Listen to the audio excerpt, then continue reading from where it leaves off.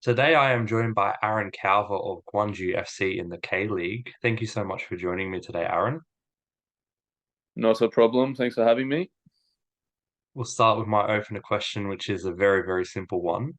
Just where did your passion and love for football first begin? I'd probably have to say uh, in the backyard and probably playing from the age of 4 years old. I just loved it. So yeah, pretty early on, I think. But I played every sport there probably was under the sun. But yeah, stuck to soccer in the end. So yeah, started pretty early, I think.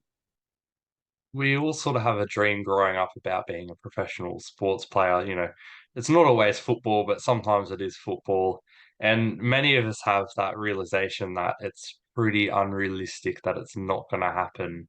But for you, when was that moment when you realized that becoming a professional athlete was something you could realistically achieve? To be honest, I probably didn't even really have that dream as a kid.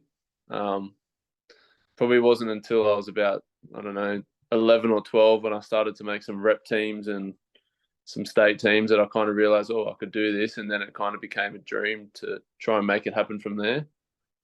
So, yeah, I'd You say know, probably maybe 14 or 15 years old. I thought, yeah, all right, I can really give this a crack. And it turned out for the best, I guess. pretty much every defender or goalkeeper I've spoken to, they always have a similar story that they started out being a striker, a winger, or something a lot more exciting. No offense. And then Yeah. throughout the years, they kind of got pushed further and further back in the field and become a defender, goalkeeper, what have you. Was that a similar story for you, or were you always, defensive player? Nah, that's my exact story. I actually played until I was about 15, 16 as a striker, number nine. I have Ian Crook to thank for that. When he was my N-Swiss coach, I think I had a bad game up front. I missed a few goals, and our centre back went down injured, and he chucked me back there. And yeah, that was it. After that, I think I made the Joeys about 6 months later as a centre back, and yeah, my striking days were over. And onto, professional football, you did spend a fair bit with the Sydney FC Academy. You finally made your debut. You were very young. It's actually New Year's Day, if I'm not mistaken.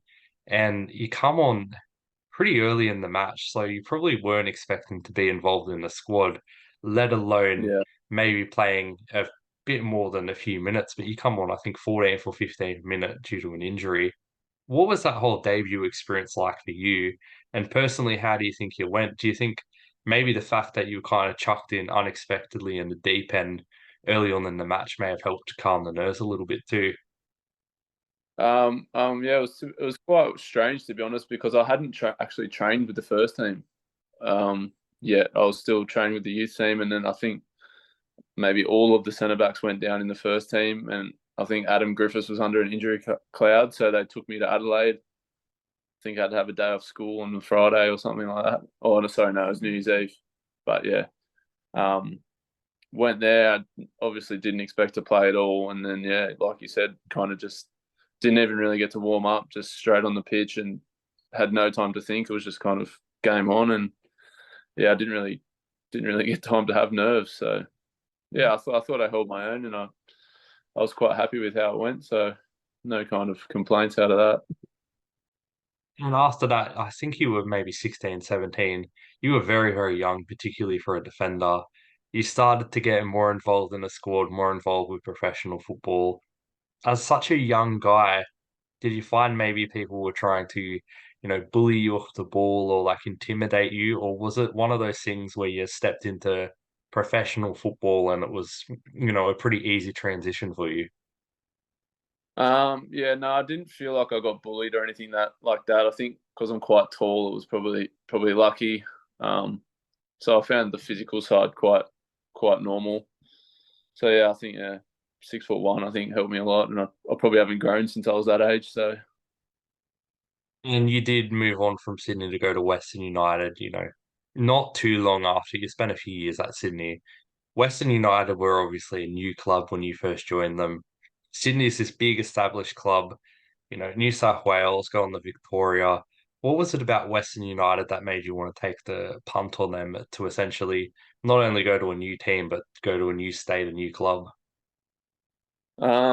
Well, like I said, I've been at Sydney, I think about 8 years by then, and as a young player, the opportunities are quite limited at like such a big club. I had some pretty damn good players in front of me, so I was under like kind of no illusions that game time was going to be a bit harder to come by. So I think in January of that year, I got offered quite a nice contract at Western United, and it was a new club, so I thought I'd have a much better chance of playing opportunities. And kind of as it turned out, I ended up playing most of that season at Sydney and winning the league. So in hindsight, you can say many things, but I'm not one to kind of sit back and regret things. So I'm still happy I did it. It was a new experience. So yeah, just something different, I think, after being there for about 8 years. And what was it like being a player in this new club that hadn't had the club culture built up? First going into the change rooms, I know a lot of you boys probably would have known each other from the league, maybe played with each Mm. other here and there, but this is a whole new club setup. What was the culture like straight away? And was it a bit weird, knowing that this is a whole new slate? You guys are the first boys ever to put the shirt on. Yeah, it was definitely weird, but it was also kind of exciting to know that we were the first ones that essentially could build the culture of the club. So, and I think the best thing about those 2 years is that we had such a good group of boys that it made it very easy for the club to kind of get off the ground. And I think we made the major semi in the first year, which is pretty unreal. So yeah, I think we had a good mix of older boys and a good mix of younger boys. So everyone got along, and it was a good time actually. And another career move that's also a bit out of the comfort zone was your next one, the Perth Glory. Not quite as far as where you are now, being in South Korea, but still, Western Australia might as well be a whole different country. What was Yeah, that like in Perth dealing with the heat? I think it was during COVID and everything like that. It must have yeah. been just an absolute nightmare, to be honest. Uh, yeah, the kind of footballing, scheduling, and all that stuff was a nightmare. But I loved my. I think I was only there for 6 months, but I loved my time in Perth. To be honest, I wanted to go there because I wanted to play under Richie, who I'd actually played with at Sydney, and he was really good. I think he got my.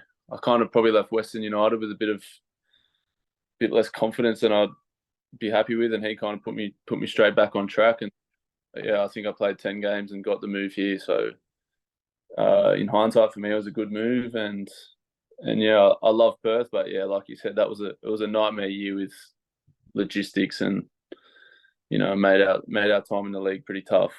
I think we lived in Sydney and Tasmania for like 3 months or something like that.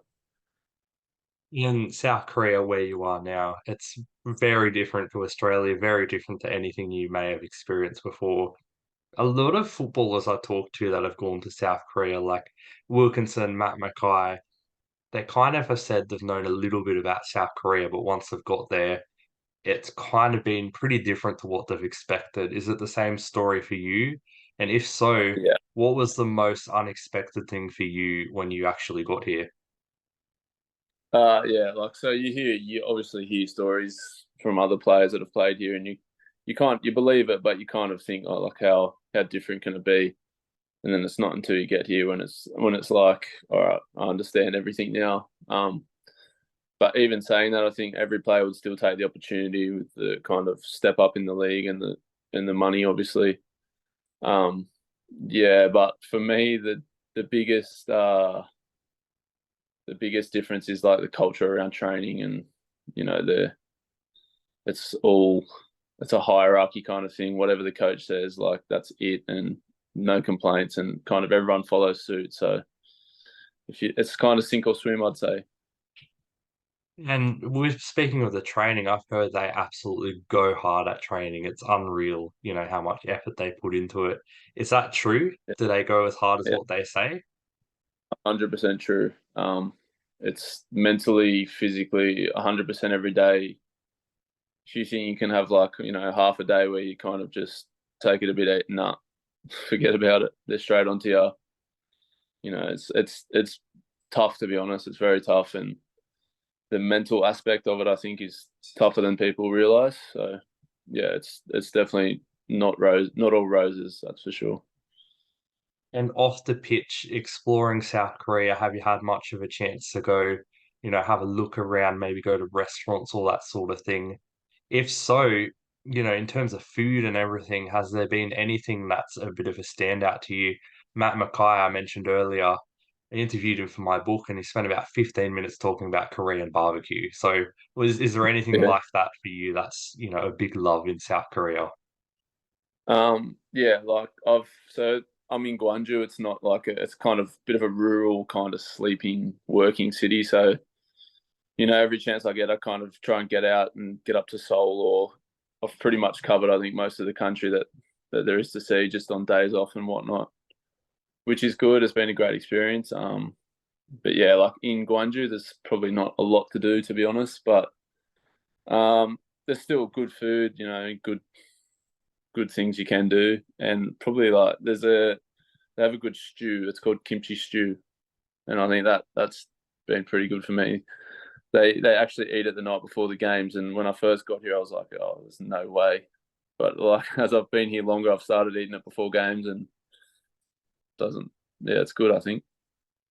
And on the pitch, I asked you before we did the interview if you spoke any Korean. You said you did, but I'm assuming you're probably not quite as fluent as your teammates. On the pitch, being a defender, you have to talk quite a lot. So, particularly when you first come, into the league, did you find that the language barrier, not just around training, but in games, was a bit of an issue, or was it kind of easier than I would probably think to communicate with your goalkeeper or your other defenders?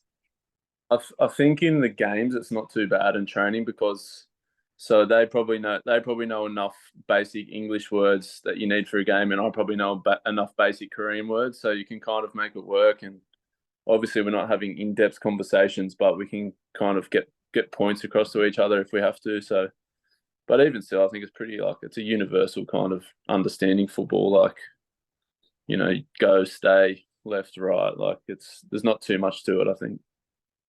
And can you give us a little example of probably your go-to phrase in Korean that you'd use if maybe shit hits the fan? Like, what's your go-to Korean phrase? Ooh, ganchana, which it just means it's okay. Like it's I'll okay. try and use Yeah, that. Now, ganchana. before we started recording, well, we started recording, but before the video started, you flipped the camera around and there was someone who surprised me to see, Becca Mikkeltadze. Say hi. Hello, how are you? Have you caught up Yeah, with a lot of different A-League players, in your time in Asia, or is it just pretty much you and Becca just hanging out? yeah. Becca only joined us a couple of months ago, but before that, if we had a few days off, I'd try and go and see the Aussie boys because I think it's important. You need a bit of like a slice of home every now and again. So I've seen Big Lockie Jackson quite a fair bit. He lives up in Suwon. Um, Big Delhi, who's in Incheon, and Paddy Flopman, actually, who we played together at Sydney. Great guy. He's a great guy, and he actually came down and stayed at mine last weekend. So yeah, I've seen most of the boys here. I see every now and again, or at least when we play and we get a coffee or something beforehand. But yeah, probably Lockie and Paddy will hang out with the most. Well, thank you so much for joining me today and sharing some of your footballing story and tales from South Korea. Hope to see you back in the A-League very soon, but for now, it's been an absolute pleasure. Yeah, yeah. Time will tell. Hey, let's see.